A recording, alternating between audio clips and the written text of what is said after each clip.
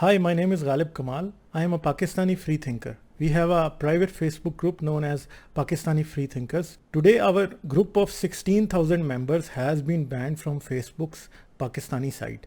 This is not the first time. We have been banned 7 times in the past 6 years. Each time when Facebook bans our group, we create a new group and start from scratch. Pakistani atheists and non-believers are an extraordinarily marginalized and persecuted group who cannot even confess their non-belief in a religiously extreme society like Pakistan. It is dangerous to have gatherings and meetups. So social media is the only way I and many like me can connect with each other.